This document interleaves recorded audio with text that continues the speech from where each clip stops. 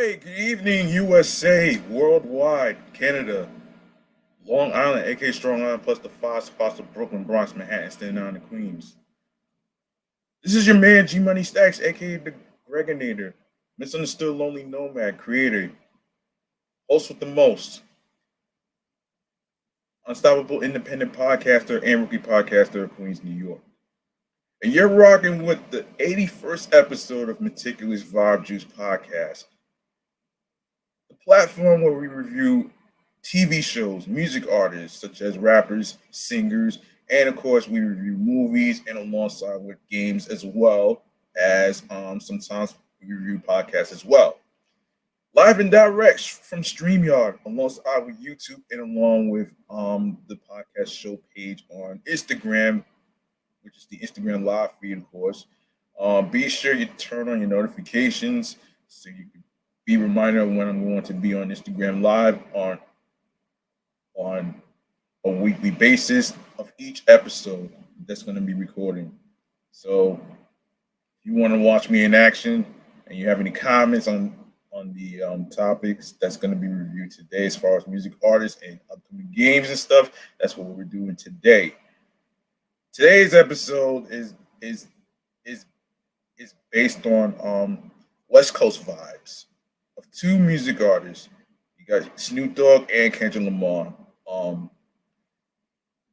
And the latest Kendrick Lamar album, we're gonna be reviewing that today, and along with the discography of Snoop Dogg. So here we go. So, little mental health check-in. Um, Mentally, physically, and spiritually. For the most part, I am taking it day by day, and making sure that everything is straight. Even though sometimes I'll be having some down moments, but I managed to pick myself up. And speaking of picking yourself up,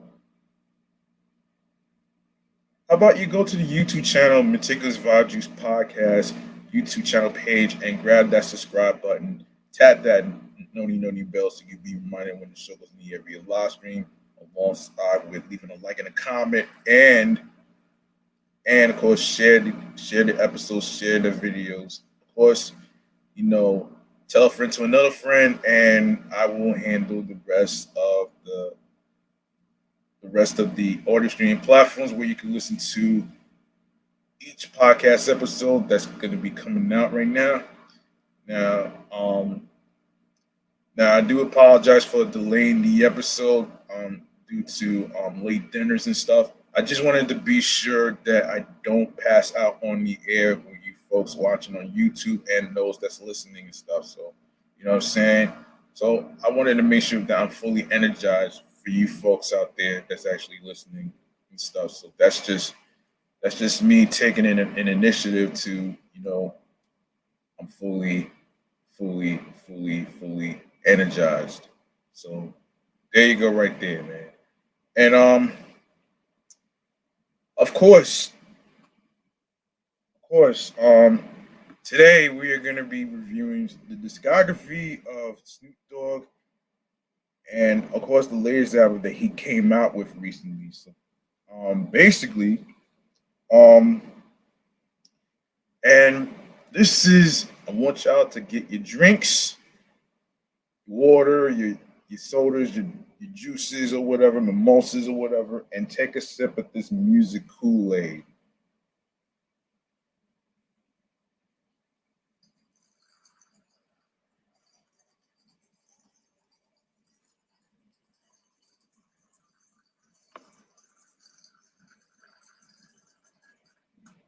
All right, here we go.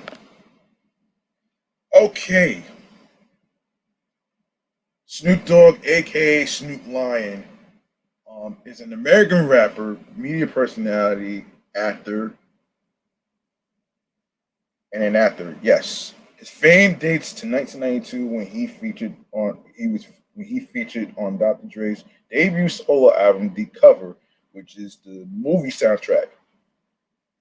And then on Dre's debut solo album, The Chronic, Brothers has since sold over 23 million albums in the United States and 35 million albums worldwide.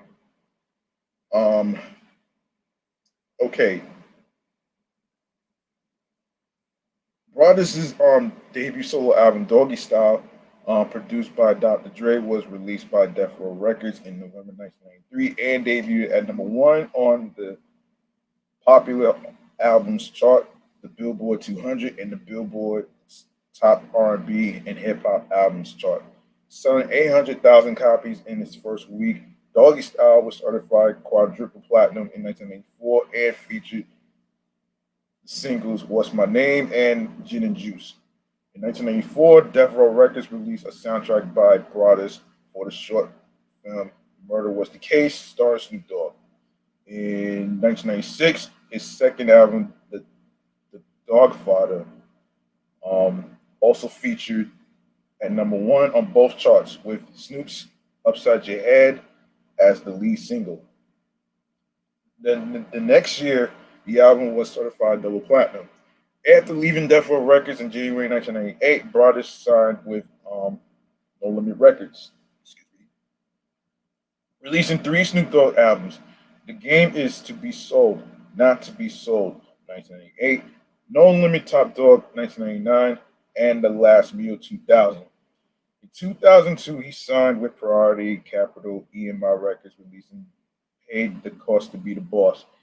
In 2004, he signed to Geffen Records, releasing his next three albums, R&G, which stands for Rhythm and Gangsta. The Masterpiece, then The Blue Carpet Treatment, and Eagle Trippin'.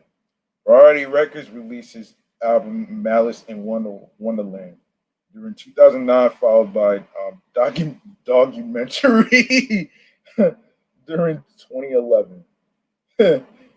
um, Snoop Dogg has starred in motion pictures and hosted several television shows, including Doggy Fizzle Televiso, Snoop Dogg's Fatherhood, and Dog After Dark. He also coaches a youth football league and high school football team. In September 2009, EMI hired him as the chairman of a reactivated Priority Records. In 2012, after a trip to Jamaica, Brothers announced a version to Rastafari and a new alias Snoop Lion. As Snoop Lion, he released a reggae album, Reincarnated, and a documentary film of the same name about his Jamaican experience. In early 2013, his 13th studio album, Bush, was released in May 2015 and marked a return of the Snoop Dogg name. His 14th solo album, Kool-Aid, was released in July 2016. In March 2016, the night before WrestleMania, Arlington, Texas, he was inducted into the celebrity wing of the WWE Hall of Fame, having made several appearances for the company, including as Master of Ceremonies during a match at WrestleMania 32. Um, in 2018, Snoop announced that he was a born again Christian and released his first gospel album, Bible of Love. On November 19, 2018, Snoop Dogg was given a star on a Hollywood Walk of Fame. He released his 17th solo album, I Want to Thank Me, in 2019. In 2022, Snoop Dogg acquired Death Row Records from MNRK Music Group, formerly known as E1 Music, and released his 19th studio album, BODR. Wow. Wow. Wow. That's a big accomplishment and longevity, man. Let's make some noise.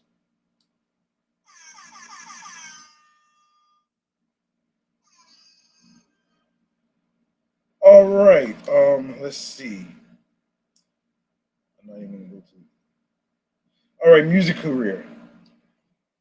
When he began recording Brothers, took the stage name Snoop Doggy Dogg. Dr. Dre began working with him first on the same song of the 1992 film Deep Cover, and then on Dr. Dre's debut solo album, The Chronic, along with the other members of his former starting group, the Dog Pound. This intense exposure played a considerable part in making Snoop Dogg's debut album Doggy Style the critical and commercial success that it was.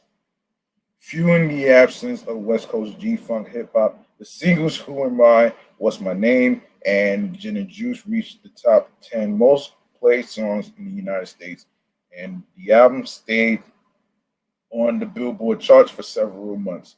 Gangsta rap became the center of arguments about censorship and labeling, with Snoop Dogg often used as an example of violent and misogynistic musicians.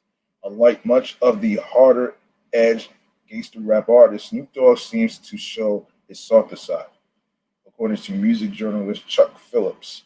Rolling Stone music critic Torre asserted that Snoop had a relatively soft vocal delivery compared to other rappers. Snoop's vocal style is part of what distinguishes him, where many rappers scream, figuratively and literally.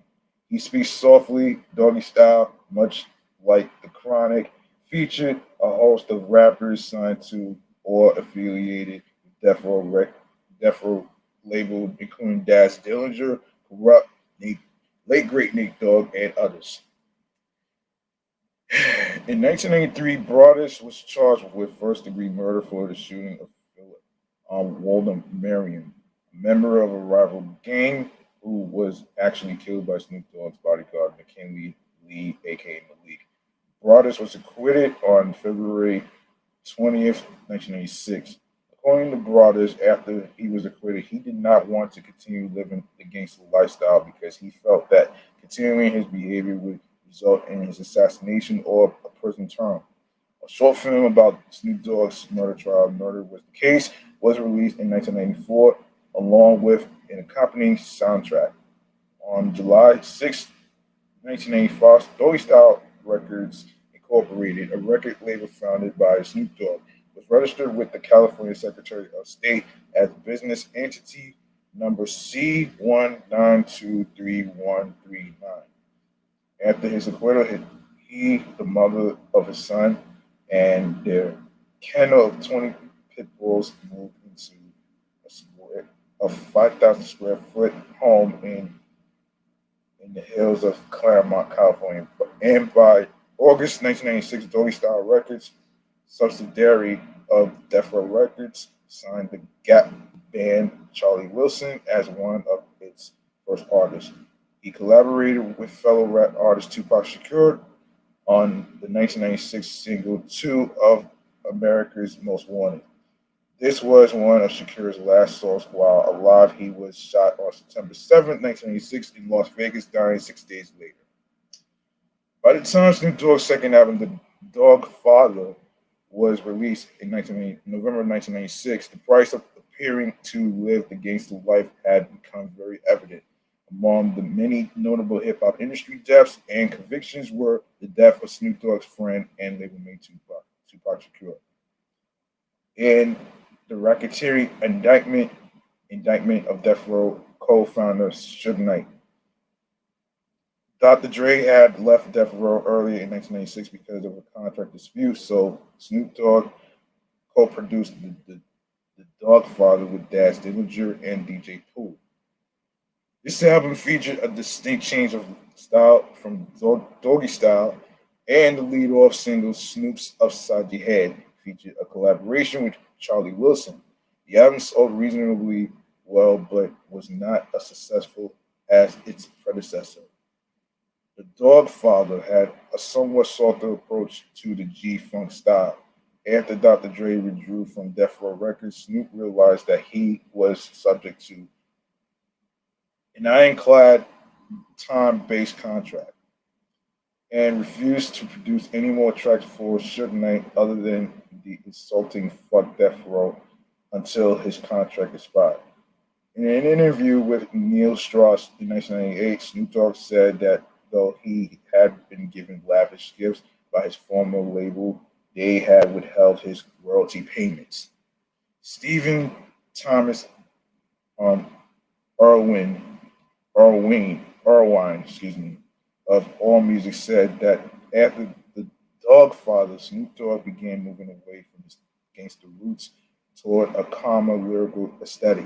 For instance, Snoop Dogg participated in the 1997 Lollapalooza concert tour, which featured mainly alternative rock music. Troy J. Augusto of Variety noticed that Snoop's set at Lollapalooza attracted much dancing and, strangely, even a small mosh pit in the audience. From 1986 to 2006, signing with No Limit and continued success. Snoop signed with Masterpiece No Limit Records um, in March 1998 and debuted on the label with The Game Is to Be Sold, Not to Be Sold later that year. He said at the time that Snoop Dogg is universal, so he can fit into any camp, especially a camp that knows how to handshake shit. And No Limit handshake hand makes material. They make material fit into the artist and they know what type of shit Snoop Dogg is supposed to be on. That's why it's so tight, sick. His other albums on No Limit were No Limit Top Dog in 1999, of course, selling over 1,510,000 copies, and The Last Meal in 2000, selling over 2,100,000. In 1999, his autobiography, The Dog Father, was published. In 2002, he released the album Paid the Cost to Be the Boss on Priority Capital EMI, selling over 1,310,000 copies. The album featured the hit singles From the Church to the Palace and Beautiful, featuring guest vocals by Pharrell. By this stage in his career, Snoop Dogg had left behind his gangster image and embraced a pimp image. It's in June 2004, Snoop signed to Geffen Records, Star Trek Entertainment, both distributed by Interscope Records. Star Trek is headed by producer duo The Neptunes, which produced several tracks for Snoop's 2004 release R&G. Excuse me. Yeah, which stands for Rhythm and Gangsta. The Masterpiece, Drop It Like It's Hot, featuring Pharrell, the first single released from the album, was a hit and became Snoop Dogg's first single to reach number one. His third release was Signs, featuring Justin Timberlake and Charlie Wilson, which entered the UK chart at number two. This was his highest entry ever in the UK chart. The album sold 1,730,000 copies in the US alone, and most of its singles were heavily played on radio and television. Snoop Dogg joined Warren G and late great Nate Dogg to form the group 213 and released The Hard Way in 2004, debuting at number four on the Billboard 200 and number one on the top R&B hip hop albums. It included the single "Groupie Love." Snoop Dogg appeared in the music video for Korn's "Twisted Transistor," along with fellow rappers Lil Jon, Exhibit, and David Banner. Snoop Dogg appeared on two tracks on Ice Cube's 2006 album Laugh Now, Cry Later, including Go to Church, and on several tracks on the Dog Pound's Cali Is Active the same year. His song Real Talk was leaked on the internet in the summer of 2006, and a video was later released on the internet. Real Talk was dedicated to former Crips leader Stanley Tookie Williams and a diss to Arnold Schwarzenegger, the governor of California. Two other singles on which Snoop made a guest appearance were Keep Bouncing by Too Short, of course, also with Will I Am of the Black Eyed Peas, and Gangsta Walk by Coolio. Snoop Dogg's Snoop's 2006 album, The Blue Carpet Treatment, debuted on the Billboard 200 at number 5 and sold over 850,000 copies. The album and the second single, That's That Shit, featuring R. Kelly, were well received by critics. In the album, he collaborated in a video with E40 and other West Coast rappers on the single Candy Dripping Like Water. 2007 to 2012, Eagle Tripping, Mouse in Wonderland, and documentary. Um, in July 2007, Snoop Dogg made history by becoming the first artist to release a track as a ringtone before its release as a single. It's the DOG. On July 7th, 2007, Snoop Dogg performed at the Live Earth concert, Hamburg. Snoop Dogg has ventured into signing for Bollywood with his first ever rap for an Indian movie, Sing is King. The song also the song title is also Sing is King. He appears in the movie as himself. The album featuring the song was released on June 8th, 2008 on Jungle Music Records. He released his ninth studio album, Eagle Trippin', selling 400,000 copies in the US, along with the first single, Sexual Eruption. Well, the clean version is Sensual Seduction. The single peaked at number 7 on Billboard 100, featuring Snoop using auto tune. The album featured production from QDT, which is Quick Dog Teddy. What kind of fucking name is that? I'm sorry. Anyway, Snoop was appointed an executive position at Priority Records. His 10th studio album, Malice in Wonderland, was released on December 8th, 2009. The first single from the album, Against the Love, featuring The Dream, peaked at number 35 on the Billboard Hot 100. The album debuted at number 23 on the Billboard 200, 61,000 copies its first week, making it his lowest charting album. Jeez. His third single, I Wanna Rock, peaked at number 41 on the Billboard Hot 100. The fourth single from Malice in Wonderland, titled Pronto, featuring Soldier Boy Tell 'em. Yes, yeah. Soldier Boy, Soldier Boy Tell 'em was released on iTunes on December 1st, 2009. Um, Snoop re-released the album under the name More Malice.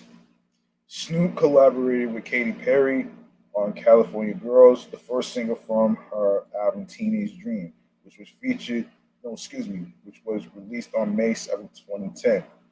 Snoop can also be heard on the track Flashing by Dr. Dre and on Currency's song Seat Change. He was also featured on a new single from Australian singer Jessica Mulboy, titled Get 'em Girls, released September 2010. Snoop's latest effort was backing American recording artist Iman on her second single entitled Mr. Romeo, released October 2010, as a follow-up to Magic. Also, Snoop also collaborated with American comedy troupe The Lonely Island in their song Turtleneck and Chain in their 2011 album Turtleneck and Chain. Hmm. Snoop Dogg's 11th album is The Dogumentary. The album went through several tentative titles, including Doggy Style, The Documentary, and Documentary Music. 020 before being released by the final documentary during the March 2011. Yeah, 2011. Snoop was featured on Gorillaz' album Plastic Beach on the track called Welcome to the World of the Plastic Beach with the hypnotic brass ensemble. He also completed another track with them entitled Something Like This Night, which does not appear on Plastic Beach, yet does appear on Documentary. He also appears on the latest Tech Nine album, all sixes and sevens, released June 7th, 2011, on a track called Porno- Pornographic, which also features E40 and Chris Calico. From 2012 to 2013, Reincarnated and 7 Days of Funk. On February 4th, 2012, Snoop Dogg announced a documentary, Reincarnated, alongside his new upcoming studio album entitled Reincarnated. The film was released March 21st, 2013, with the album slated for release April 23rd, 2013. On July 12th, 2012, Snoop Dogg released a new reggae single, La La La, under the pseudonym Snoop Lion. Three other songs were also announced to be on the album: No Guns Allowed, Ashtrays, and Heartbreaks and Harder Times. On July 31st, 2012, Snoop introduced a new single named Snoop Lion. He told reporters that he was rechristened Snoop Lion by a Rastafari priest in Jamaica. In response to Frank Ocean coming out, Snoop said hip hop was ready to accept a gay rapper. Snoop recorded an original song for 2012 fighting game Tekken Tag Tournament 2, titled Knock 'Em Down, and makes a special appearance as a non-playable character in the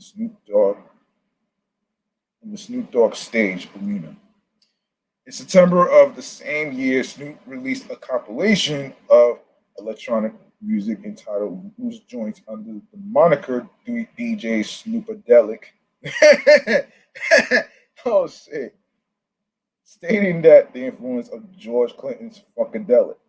In an interview, the Fader magazine, Snoop stated Snoop Lion, Snoop Dogg, DJ Snoopadelic, they only know one thing: make music that's timeless and bangs.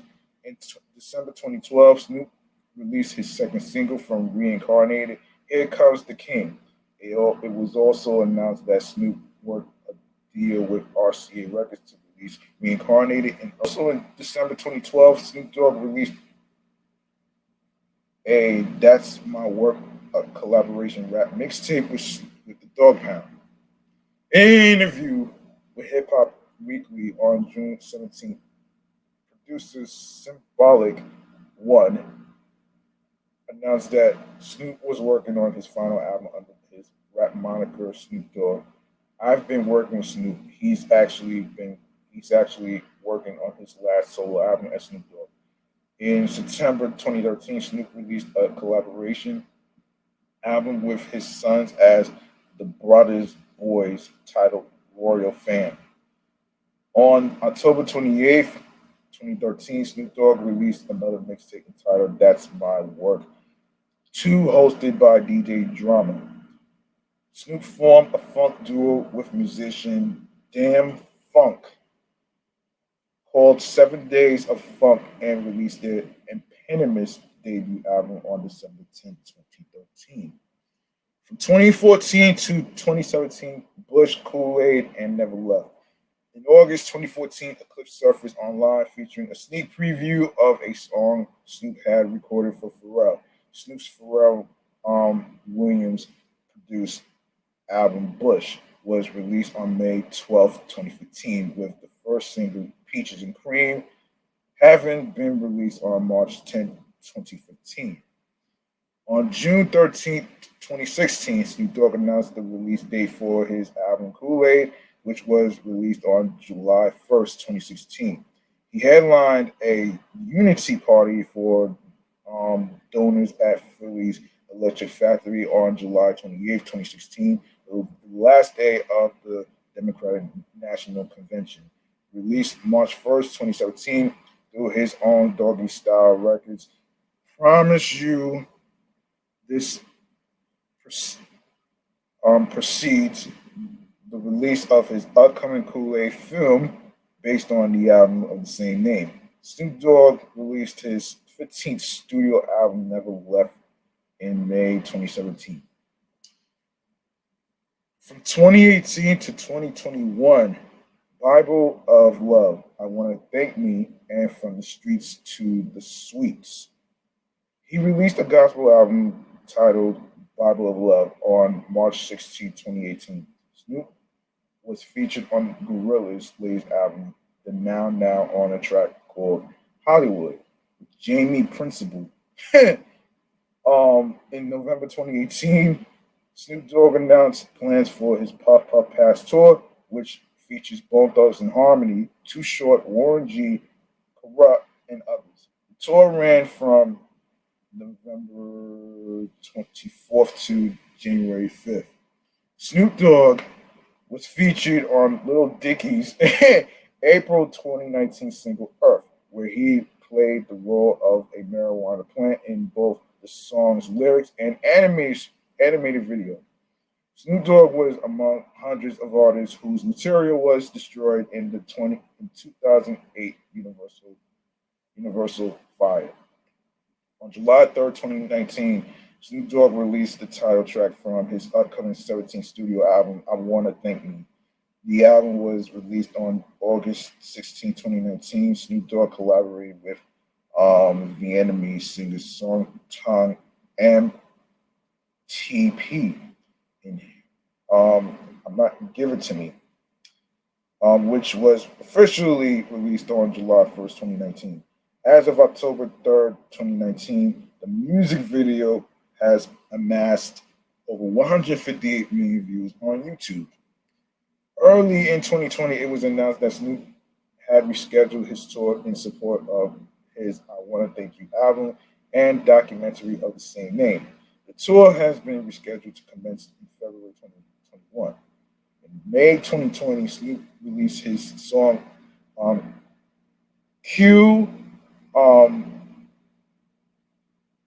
Maldition, a collaboration with Banda Sinaloense, the Sergio Lazar, Lazaraga, peaking at number one on the Billboard, bubbling hot, under Hot 100. On April 20th, Snoop Dogg released his 18th studio album, From the Streets to the Sweets. Damn, 18 albums? It was damn. It was announced on April 7th, 2021 via Instagram. The album received generally positive reviews from critics. During an interview on the September 27th airing of The Tonight Show starring Jimmy Fallon, Snoop Dogg announced Algorithm.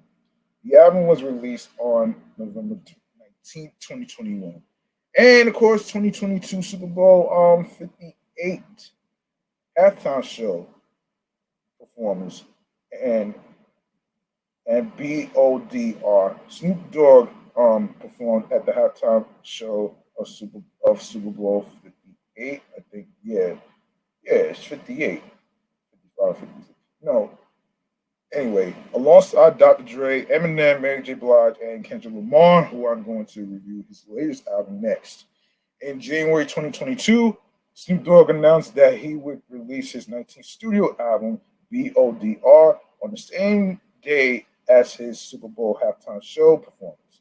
However, the album's release was pushed forward 2 days and was released on February 11th, 2022. On February 10th, 2022, Snoop Dogg announced that he is officially in charge at Death Row Records.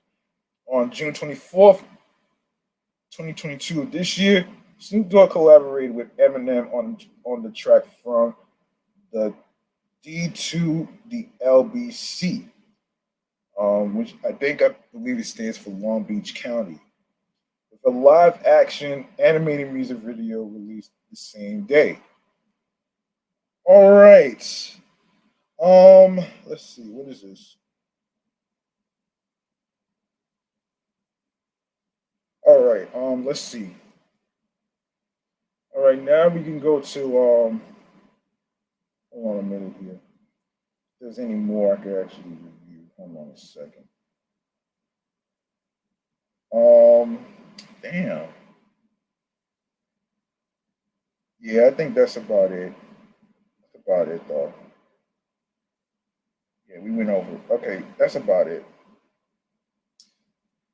Um, so Kendrick Lamar's latest album, Mr. and the Big Steppers, and the fifth studio album by American rapper Kendrick Lamar, released on May 13th, 2012 by PG Lang, Top Dog Entertainment, Aftermath Entertainment, and Interscope Records.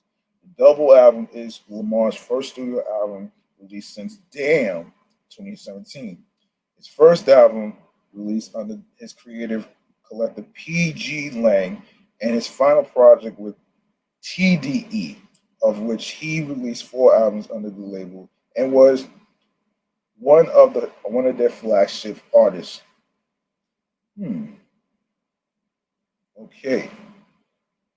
So singles goes by N95, Silent Hill, and Die Hard. No relations to the Die Hard rated R movies. The album features narration by Whitney Alford and Eckhart Tolle, and guest appearances from Blast Amanda Reefer. Reefer, oh shit. Sam, Sampha, Sampha, Taylor Pace, Summer Walker, Killer, Ghostface Killer, Baby Keem, Kodak Black, Sam Dew, Tanner Leone, and Beth Givens of Potish, Head. Lamar, who executive produced the album under the pseudonym um, O- Oklahoma, united with frequent collaborations, Soundwave, JLBS, DJ Dahi, and Becken for the majority of the album's production.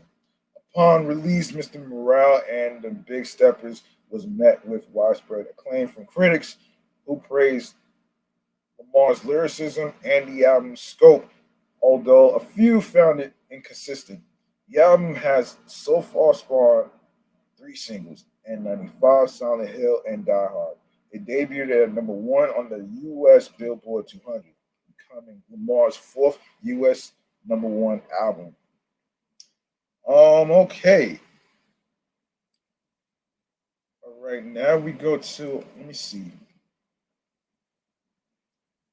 So, Mr. Morale and the Big Steppers is a double album consisting of 18 songs split into two sections of nine tracks.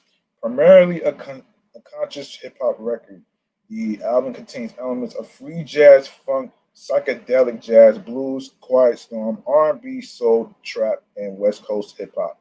Its lyrics provides an independent viewpoint that explores themes such as childhood and generational trauma, infidelity, accountability, therapy, religion, gender identity, fatherhood, fake news, the pressures of fame, and cancel culture. Much of the album was produced by Lamar's frequent collaborators, Soundwave, JLBS, DJ Dahi, and Becken. Other production contributions came from Boy Wonder, Baby Keem, um, Jahan Sweet, the Donuts. Oh shit. Tay Beast. the oh man, The Alchemist, Pharrell Williams, amongst others. Lamar's longtime partner Whitney Alford and spiritual teacher Edgar Tolle are credited as narrators of several tracks. Songwriting contributions came from a variety of artists, such as singer-songwriter Sam Dew, production team Beach Noise, and pianist Duval Timothy, in addition to um, Thundercat, Tommy Paxton Beasley, and Homer Steinweiss. Songs include in Auntie Diaries, Lamar recollects a story concerning his transgender uncle and cousin while referencing issues regarding societal and religious views of gay and trans individuals and those who associate with the LGBTQ plus community. The eighth track, We Cry Together, samples Florence and the Machines' song June. Lyrically, it revolves around a heated argument enacted by Lamar and actress Taylor Page. Okay, let's see. Um, all right. Lamar formally announced the album and its release date on April 18, 2012, through a PG Lang-headed letter. Following the announcement, his website was updated with a new page entitled The Heart, containing 399 empty computer photos. On May 3rd, Lamar confirmed that the project would be a double album by sharing a photo of the album's master copy. He released the promotional single The Heart Part 5, the fifth installment to his The Heart song series, on May 8th with an accompanying music video. On May 11th, he revealed the album's cover. The album was released on CD on May 27th. Singles include on May 14th, 2012, not 2012, excuse me, 2022. Lamar released a music video for N95. The song was sent to an Italian contemporary hit radio on May 20th as the album's lead single, Silent Hill, was serviced to American rhythmic radio formats on May 31st, 2022. Die Hard was sent to American rhythmic um, contemporary radio on August 9th, 2022 as the album's third single. Now, tour on May 13th, 2022, following and in the promotion of the album's release, Lamar announced a 74-date concert tour, the Big Steppers Tour, which will visit the United States, Canada, Europe, and Oceania. Excuse me. Baby Keem and Tana Leon will join as the opening acts on all three legs of the tour. All right, now we go to the critical reception. Um, Professional ratings, aggregate scores, source rating. Any Decent Music gives it 8.7 out of 10. Metacritic 85 out of 100. All Music 4 stars. Beats per minute 88%. Daily Telegraph 4 stars. Evening Standard 5 stars. The Guardian 5 stars. And the Independent 5 stars. NME 5 stars. Pitchfork 7.6 out of 10. Rolling Stone 4.5 stars. 5 stars from the Times.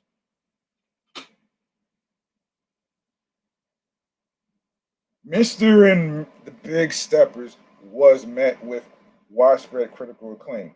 At Metacritic, which assigns a normalized rating out of 100 to reviews from professional publications, the album received an average score of 85 based on 26 reviews, indicating universal acclaim. Aggregator Any Decent Music gave it 8.7 out of 10 based on their assessment of the critical consensus. Ben Bryant of The Independent called the album a tender opus from the defining poet of his generation, writing, "The rapper's first album in 5 years is a haunting and surprising meditation on fatherhood and family." In a 5-star review for The Guardian, Alexis Petrodice praised the themes, lyricism, and style. Robert Murray from Clash enjoyed the album, saying Mr. Morale and the Big Steppers is one of his most profound, complex, revelatory statements, yet a double album. Fueled by sonic ambition, the will to communicate, and Kendrick's staunch refusal to walk the easy path. Steve Lofton of the line of Best Fit said, "It being one so vulnerable and exposing, including using his family for the artwork, stripping the skin down to the bone. It is bold, beautiful, but most importantly, a reminder that an artist like Kendrick Lamar is once in a generation. Reviewing the album for NME, um, Cayenne C.N. Williams stated, in quote, the rapper's first album in 5 years sees him overcome writer's block to triumph with a collection on which he observer, observational skills go into overdrive. Rob Mora of Pop Matters said on Mr. Morale and the Big Steppers, re- renowned rapper Kendrick Lamar observes the strife plaguing his kingdom and consciously um, ab- abdicates the throne. Writing for Exclaim, Riley Wallace stated, Kendrick Lamar lets it all out, and even if it's the last time we hear from him in this form, he's metaphorically put his whole heart on the table with yet another body of work worthy of multiple spins and endless dissection. Fred Thomas from AllMusic also stated that while not always an easy listen, the album shows more of its intention as it goes and ultimately makes sense as the next logical step forward in Lamar's increasingly multi-dimensional artistic evolution. In a four-star review for the Daily Telegraph, Pritchard, Pritchard praised the album's concept and the Kendrick's ability to take big swings on songs such as Father Time and Worldwide Steppers. Pritchard rightly criticized the occasional blip on the album, citing the command to stop tap dancing around the conversation and we cried together as the album's most obvious misstep. In a positive review, Pitchfork's Stephen um, Curse said on his fifth album, Kendrick retreats from the limelight and turns to himself, highlighting his insecurities and beliefs. It's ambitious, impressive, and a bit unwieldy. Rolling Stone critic Jeff Ihaza um, said, in quote, the Pulitzer Prize winning rapper spends much of his fifth studio album deconstructing his own mythology. The result is at moments brilliant, but on the whole frustratingly uneven. In a more mixed review, Milo Ruggles of Sputnik Music praised the album's writing and performance, but criticized the production and perceived lack of cohesion, stating that the instrumentals rarely serve the performances they exist to enhance, and that the listening experience is defined by what is it? Um, Ian, no, Langorious stretches between big moments and becomes more of an exercise in patience than an engaging and enlivening journey.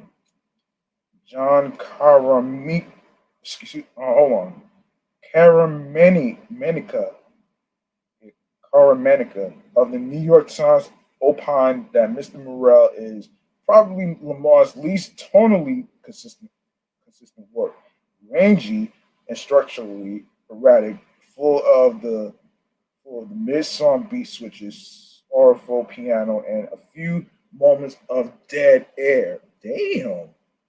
So the controversy.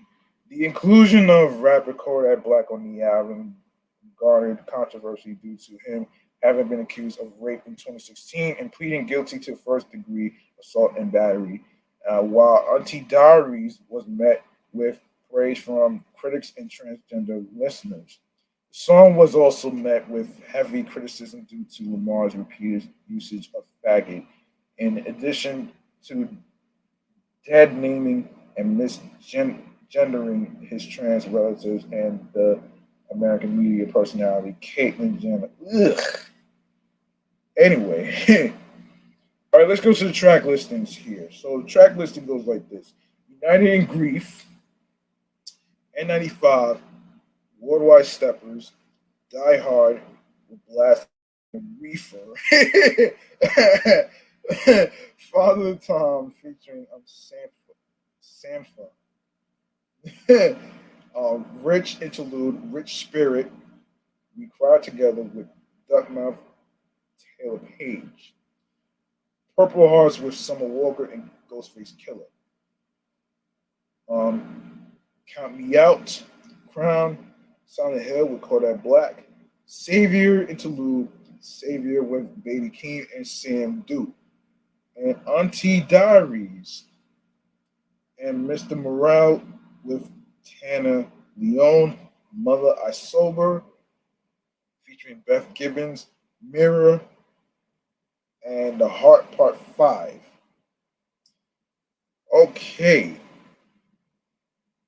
okay, now we can go to the upcoming video games that's going to be coming out in the fall. I'm actually going to get to let's get to it right now. All right, one second. I'll look for this. Here we go.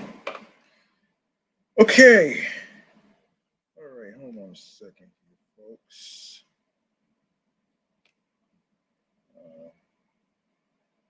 Okay, now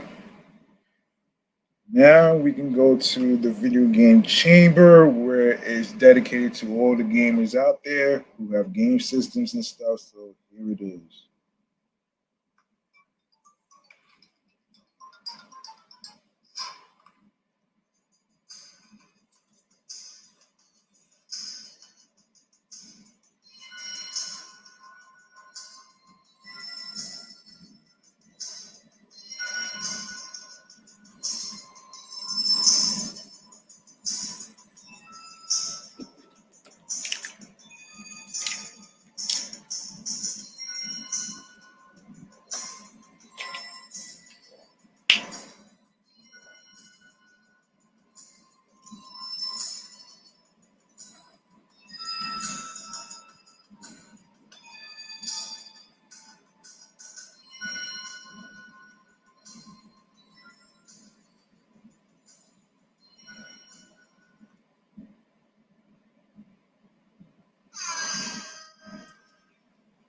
All right, you know the routine.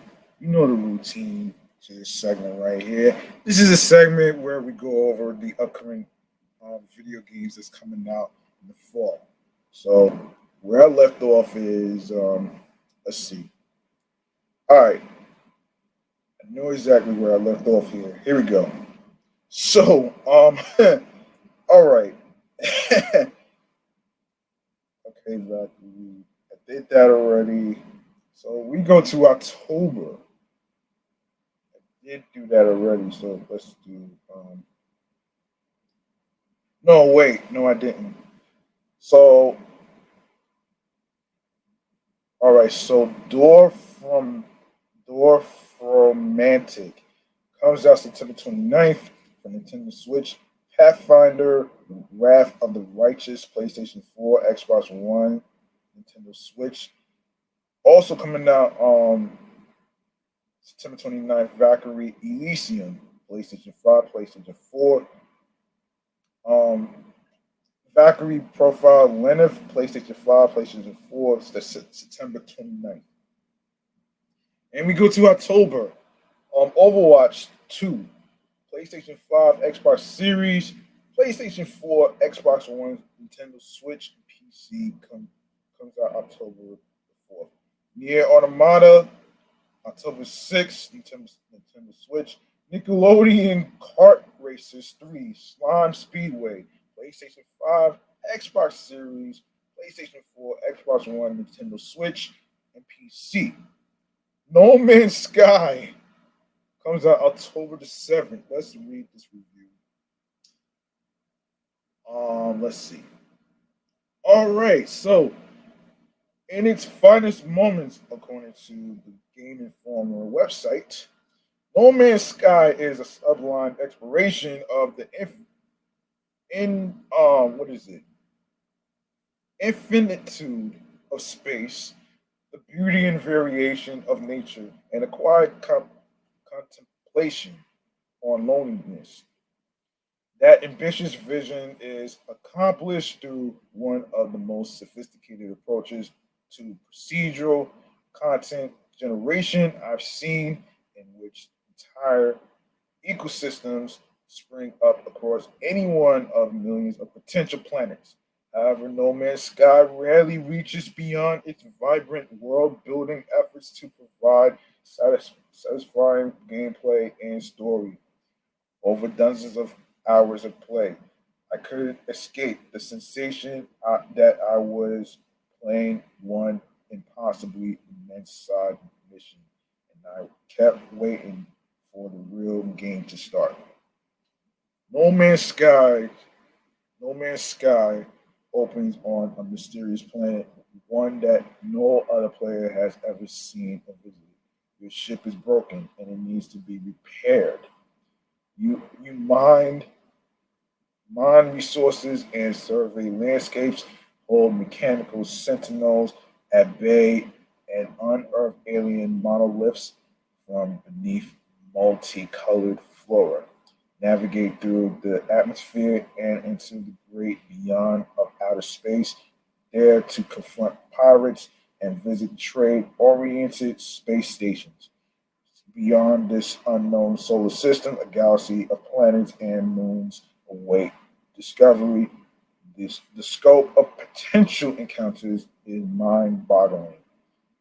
And I found a great deal of joy in the aimless wandering.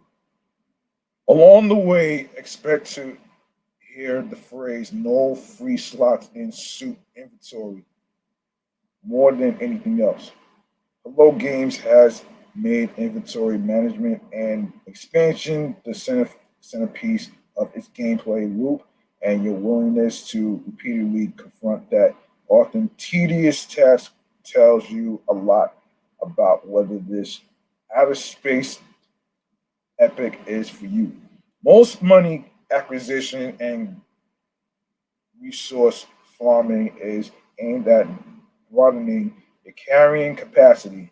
That fixation on gathering and mining is enjoyable in the early hours, but the continued focus grows increasingly dull as the game wears on. Here's the collection mechanic popularized by games like Minecraft, without without the same opportunity for creative building that characterized the second part of the equation. The only reward of diligence is better tools and more space to store your plunder, with little in the way of meaningful story or changes to gameplay to maintain excitement. Combat with hostile forces, both on the ground and in outer space, is only one small part of the experience. Fighting functions adequately but falls short of providing thrills since the shooting mechanics and weaponry are both limited. The rest of the game is composed of other minor tasks that hold equal weight in the progression loop, including scanning planet, zoology, surviving extreme conditions, learning alien languages, and encountering alien sentient beings in brief and often enigmatic conversations.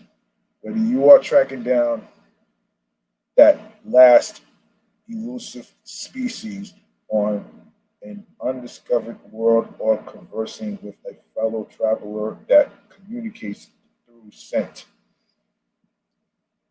the focus is always on strangeness and isolation. The game succeeds in communicating those feelings early on, but struggles to remain novel with each passing hour. A minimal and optional story thread weaves through your nomadic galactic drifter lifestyle. The mystery of the Atlas beckons from increasingly distant stars and provides good reason to see the narrative through to its completion, if only as a small carrot to prompt continued planetary exploration, monolithic structures in deep space, and alien anomalies are awe-inducing. The first time you find them, I just wish these encounters maintained that inscrutable quality upon subsequent required visits. Instead, these repeated and similar sequences lose a little magic with each appearance. An aimlessness and freedom pervades No Man's Sky. The sensation is clearly purposeful, but it's not always pleasant. Without more meaningful rewards or engaging moment to moment action, the mid and end game experiences teeter away from sci fi splendor and into rote repetition. No Man's Sky is a universe rich in potential, and it is steeped in classic science fiction tropes. It's a game space begging for additional crafted content, and I hope Hello Games continues to add more over time. For many, this the freeform experience may not meet the towering expectations that preceded its launch. Nonetheless, it's frequently an enthralling place to visit. Even after many hours of galactic pioneer work, I still find myself pausing from time to time and looking out on a world of my own discovery, marveling at its alien grandeur. And of course, there you have it. That was the information of the review. Let's see. Um, Inside Mine comes out October 11th for Nintendo Switch. No More Heroes 3, another game that's coming out October the 11th on PlayStation 5, Xbox Series, PlayStation 4, and Xbox One and PC. So we're gonna get a look at the review. Let's get into it. Hold on, let me see how much time I have.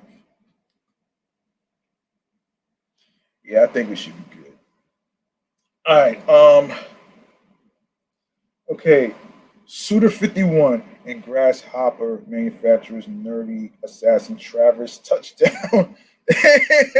Oh shit. Returns in the first number. No more heroes in over a decade. Many of the series' telltale features return, including stylish trimmings, beam, katana battles, and completing mundane yard work to earn a buck. No More Heroes 3 is the best when the action is heavy and the absurdity in cutscenes is full bore, but the open world padding between each thrilling melee arena or assassin duel hamstrings the experience. No More Heroes 3 Bleed Style is full of fun references and takes incredible pleasure in being weird and ostentatious. In the opening hour, the landscape of the cast changes in dramatic and violent ways. Also, I counted no less than four title cards in that time span, one of which lingered on screen longer than any in memory. I'm still chuckling about parts of this game presentation days later. Suter and his team at Grasshopper effortlessly plaster sound effects and visuals, of course, the UI menus, and cutscenes that bring countless retro games to mind. Few, if any, of the references feels corny. They are all part of the game's DNA. Hero Travis Touchdown has found himself to become the top ranked assassin on multiple occasions.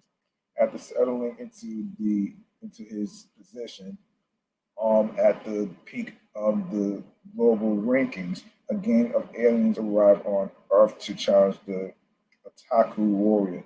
This group is led by a colorful leader and galactic prince named Jess Baptiste Six, better known as FU. FUA. Hold up. No, FU. Yeah, yeah, yeah. A much younger and fluffier FU. And his, his companion, oh man, Damon are introduced in the game's opening moments in a beautifully animated, godly inspired take on E.T. the Extraterrestrial. FU was once an adorable pile of fluff looking to return home, but 20 years have passed since his last visit to Earth. Now he's transformed into a surly, and violent kingpin, ready to kill at a moment's notice. Boss battles are once again the heart and soul of the No More Heroes experience, and big set piece battles against FU's generals cap each episode. Players find themselves fighting among the stars in the depths of space or competing in a deadly game of musical chairs. Some encounters feature surprise moments and battles I won't spoil, but I found it helpful to have previous series knowledge to get the most of it. Each climatic battle is unique and worth slogging through your mission task to complete.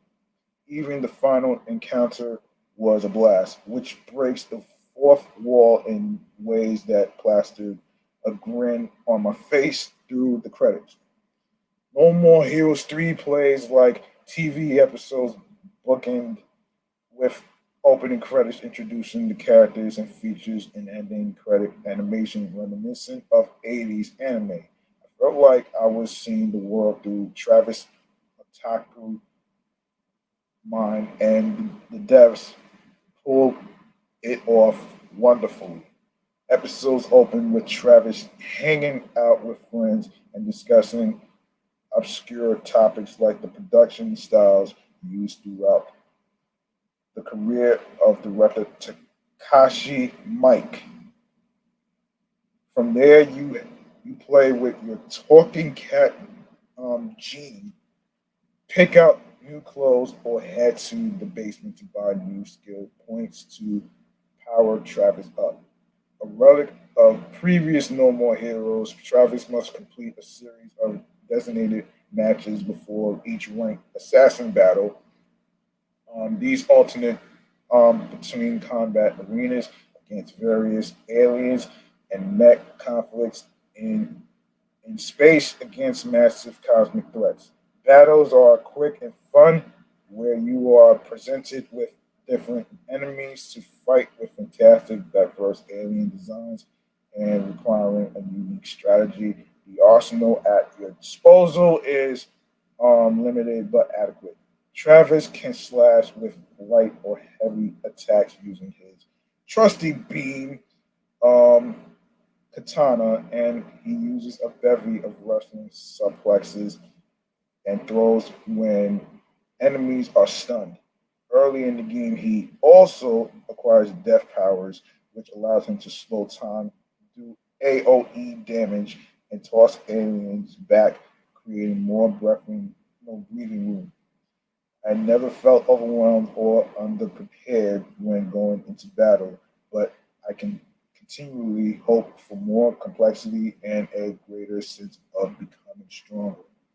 Once meeting the designated match requirements, Travis must cough up the registration fee for the United Assassins Association to sanction the match. Our almighty, our mighty assassin earns money around town through volunteer missions, taking odd jobs to mow lawns or protect the ocean front from invading kaiju alligators. Damn, alligators. Oh no, I do not want to be caught dead with the alligators. Oh shit. Oh man, these jobs aren't as engaging as the combat missions, but they also aren't a complete bore. Lawn mowing is a surprisingly strategic activity, challenging you to continually boost your engine without overloading. Yeah, right. It features its own silliness, letting you be a show off and ham it up while turning the machine to line up your next path to cut.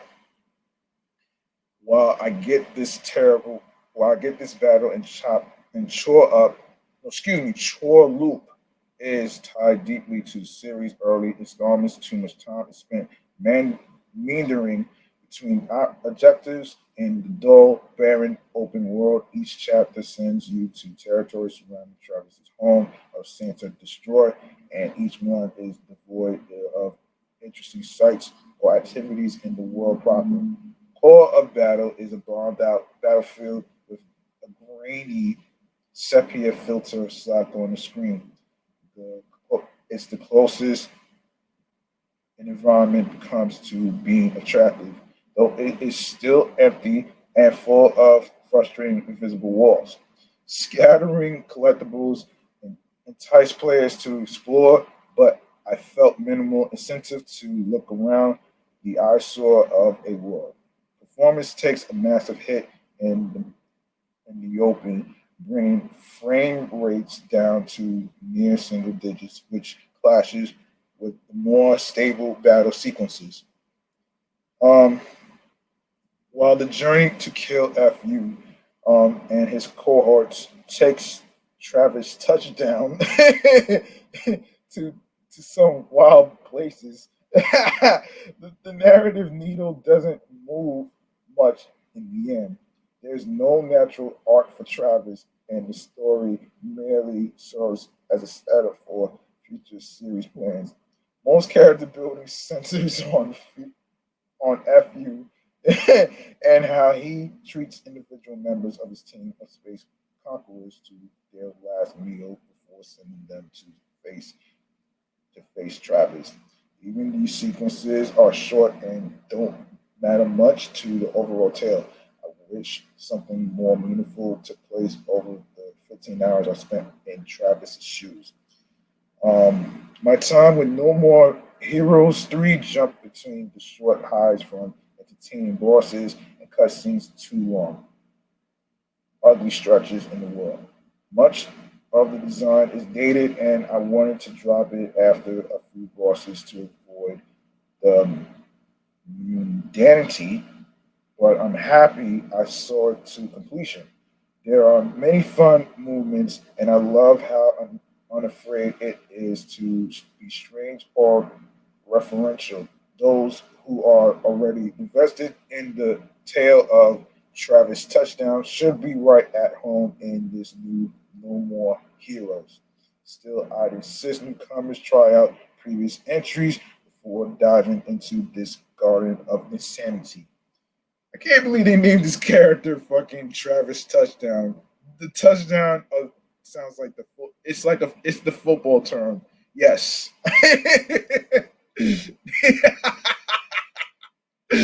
Oh shit! I can't believe this shit though, man. I don't believe this shit. Oh my gosh, I don't believe this shit at all. That's crazy. But anyway, let's see. Yeah, I think I'm gonna wrap this up right here. Um, you are more than welcome to make a charitable donation to my Cash App, which is G Money Stacks 555. That's dollar sign capital G, lowercase Money, capital S, lowercase TACKZ 555. It's not about breaking the bank and having a lot of money.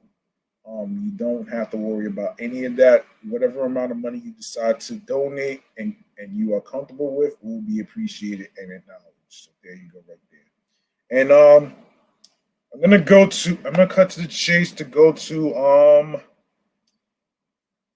stream choices on the go. Here we go.